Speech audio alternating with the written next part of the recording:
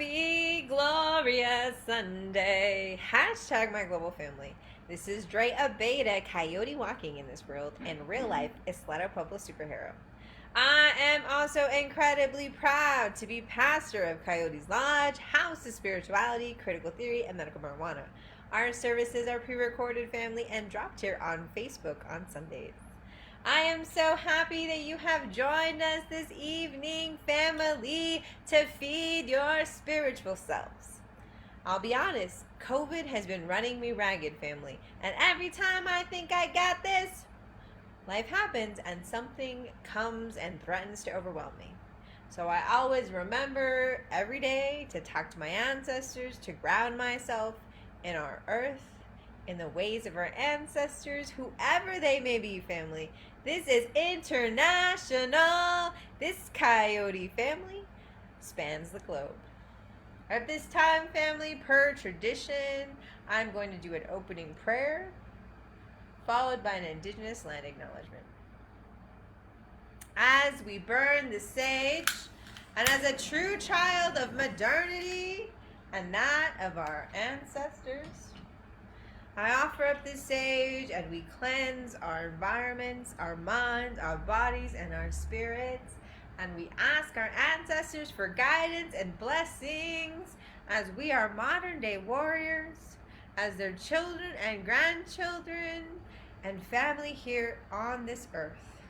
We ask for your guidance and blessings because COVID has been changing our world faster than we really can understand. So Gammy, you are my true first example of a warrior woman. Can you please send some of that strength to our sisters and our mothers and our daughters here in this world? We need that strength, Grandma. We need that resiliency to draw upon and know that we are powerful. And that when we need help, all we have to do is cry out and ask, and our sisters and brothers and non-binary siblings will come running.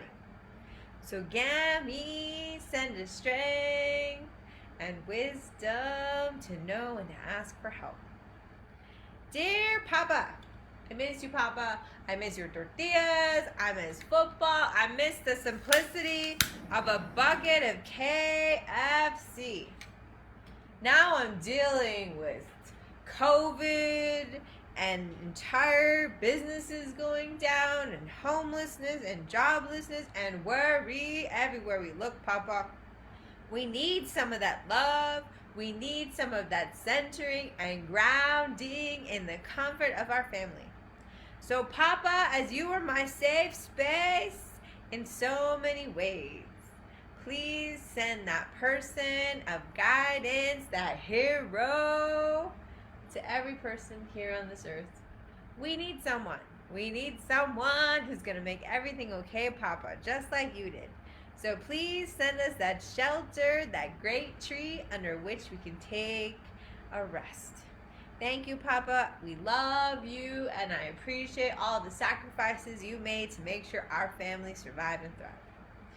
Dear great-great-grandpa Pablo Beta, dear sir, I don't know how you wrangled with governments. Seriously, governments, they're so frustrating, Papa.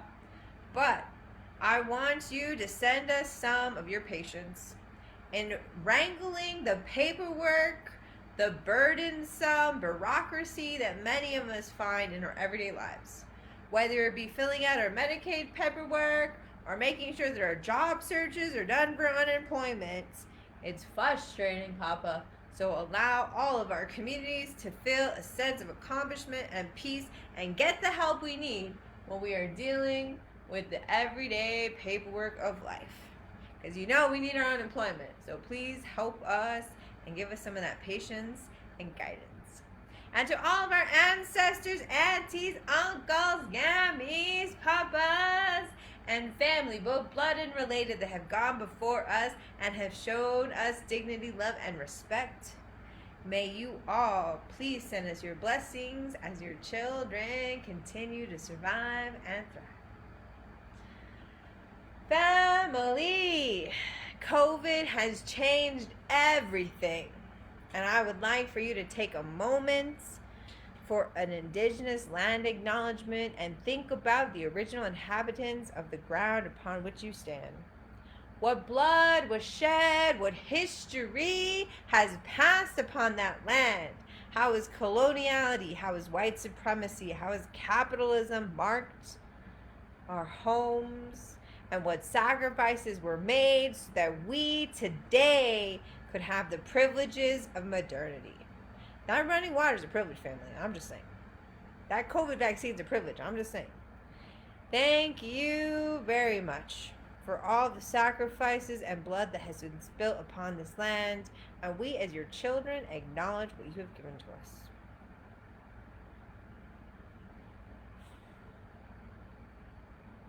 Family, thank you so much. Do not forget that in addition to being the house of spirituality where we nourish our spiritual selves, we are also the house of critical theory, which means that our readings come not only from sociological studies, educational studies, and real life numbers and experiences from qualitative research projects like my own, this Coyote's critical autoethnography, critical rightness, critical race theory, whiteness intersectional vlogging project that you are all part of every single day. So family, join me in finding new ways to transform this world. Our old ways of thinking do us no service if they dehumanize others. We need to find new ways of walking in this world, and you know this Coyote's full of tricks. In addition, we are also the House of Medical Marijuana, family. And we partake of our medication and acknowledge that this is a way of healing. The medical marijuana is an alternative way of healing that is rooted in our ancestral ways of knowing and being and walking in this world, family. It comes from this earth, and it allows this PTSD thrice over survivor be the revolutionary superhero that we all need.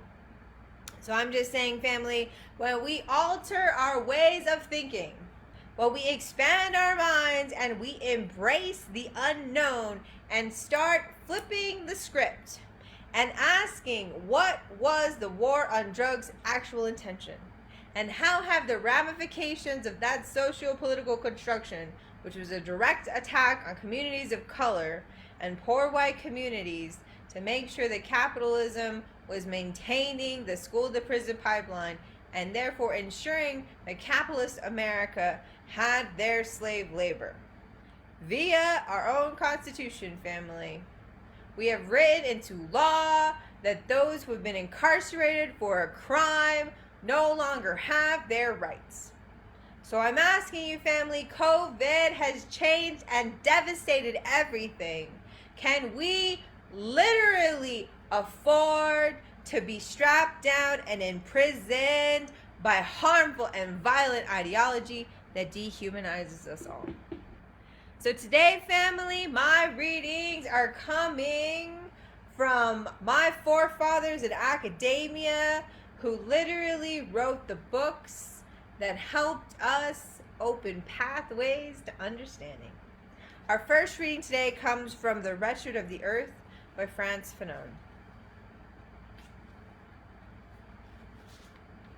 67.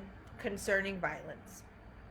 The colonist bourgeoisie is helped in its work of calming down the native by the inevitable religion. All those saints who have turned the other cheek, who have forgiven trespasses against them, and who have been spat on and insulted without shrinking, are studied and held up as examples. On the other hand, the elite of the colonial countries, those slaves set free, when at the head of the movement, inevitably end up producing an ersatz conflict. They use their brothers' slavery to shame the slave drivers, or to provide an ideological policy of quaint humanitarianism for their oppressors' financial competitors. The truth is that they shall never make any real appeal to the aforementioned slaves. They never mobilize them in concrete terms. On the contrary, at the decisive moments, that is to say, from their point of view, the moment of indecision, they brandish the danger of mass mobilization as the crucial weapon which would bring about, as if by magic, the end of the colonial regime. Now, dear family, as we reflect on Fanon's work today, I am asking you, are you part of the colonizer or are you part of the colonized? How we walk in this world matters, and the way that we see ourselves, the way that we view each other based on our race, our nationality, our language, our citizenship matter in 2021. It provides safety and security for some, and it provides violence and risk to life for others.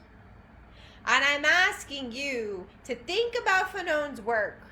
How has historically religion been used as a tool of the oppressors to keep us in our place? And ask yourself, where was my place meant to be? And a United States where the Constitution was literally written by the only humans in that society at the time that mattered were rich, landed, aristocratic. Oh my gosh, I cannot speak today. Aristocratic, right? These were rich white landowners. These were plantation owners. These were slave owners. These beloved riders of our Constitution were the equivalent of our modern day billionaires and millionaires like our aforementioned Trump, right? We are being ruled by the oligarchy, which means ruled by those in power who control all of our wealth. We are ruled by the wealthy. So I'm asking you, family, in 2021, how can we switch our ideologies to unchain ourselves? Because I am in prison every day of my life. I use my privilege as a weapon to lift up others, but I see how a two-spirited, indigenous person of color who was trying to talk about the counter-narrative, who is trying to talk about what is actually happening in our communities, the devastation of COVID, how many of our traditional keepers have been lost due to this devastating virus. How many of our black and brown brothers and sisters have been shunned from the medical system because of racism? How many of our Muslim brothers and sisters has faced racism, in addition because our former president had labeled this the China virus? How many of our Chinese brothers and sisters have faced racism and dehumanizing and terrifying circumstances because of political rhetoric? Our words have power. They influence our society, they change policy, and they literally affect how we treat each other. So I'm asking you, family, to learn from the lessons of the past, and like Fanon's critique about the use of saints, at the use of narratives of suffering and subjugation as being close and godlike, I am asking you, is that what COVID meant? Was this a suffering? Because I don't think so. I think this was the irresponsibility of those in power and the lack of action that devastated our actual communities. I think it was how we have dehumanized each other and pitted each other because of class, because of race, because of language, in order to control populations for political benefit. Why do they pit us against each other, family? It is so that they can divide and conquer. But when we see that Muslim brother and sister, when we see that Chinese brother and sister, when we see that indigenous brother and sister, when you see that queer sibling, and you stand up for them, and you align yourself with them, and you support them, and you make sure that their voices are amplified and heard, then we start the healing process, family.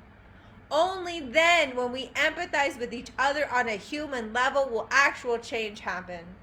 Until that, we will be puppets of colonization, and I'm asking you to stand up with me and stop those cycles.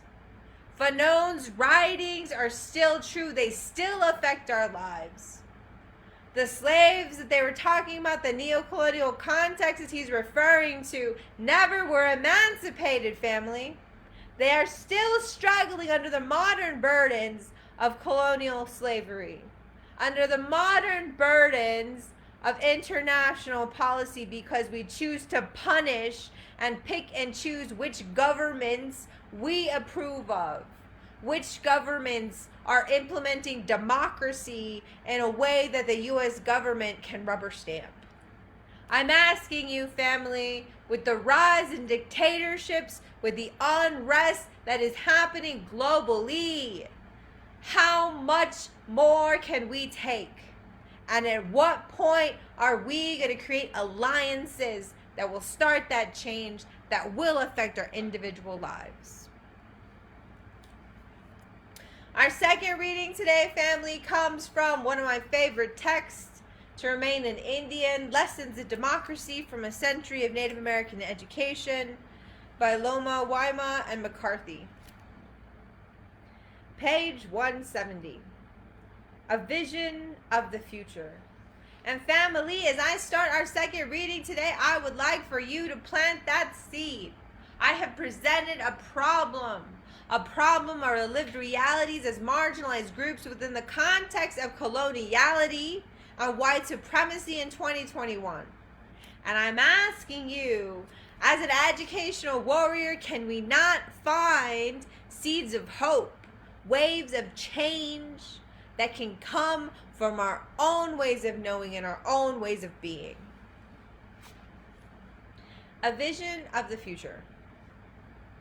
Indian schools reveal the cancer at the heart of the American educational system.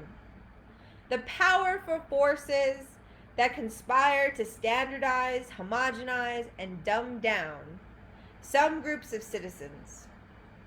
In contrast, Native vision for an indigenous, rooted, and inspired education hold a promise for schools and a promise for a nation that can look culturally different that can look cultural difference in the face, not as an enemy, but as an ally.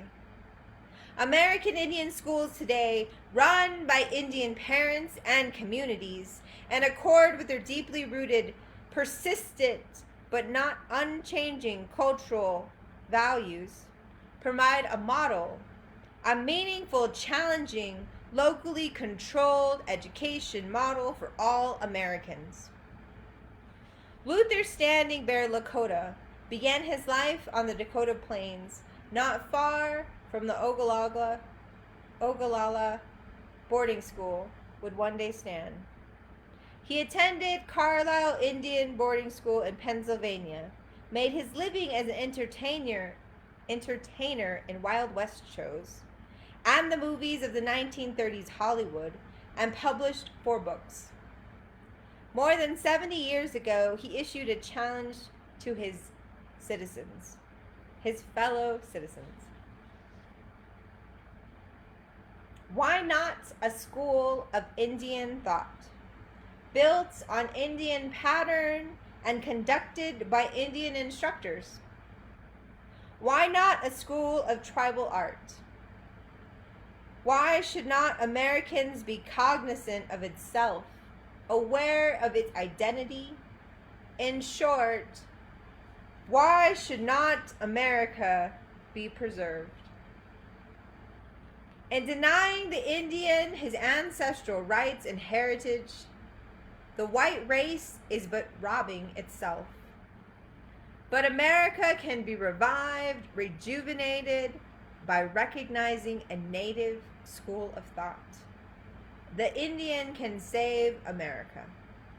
Standing Bear, 1933. I want you to think about that, family, and the era of modernity that supposedly has brought democracy and freedom throughout the world. I'm asking you, how do we live in a reality where learning about critical race theory, learning about your own ancestors and their contributions to our society are made illegal by state legislatures and state governments and politicians throughout the United States? I'm asking you, family, how do we live in a reality where Mexican American studies was under fire in Arizona, and thankfully our ancestors were watching, won the legal right to study their own people? I'm asking you, family, Standing Bear's question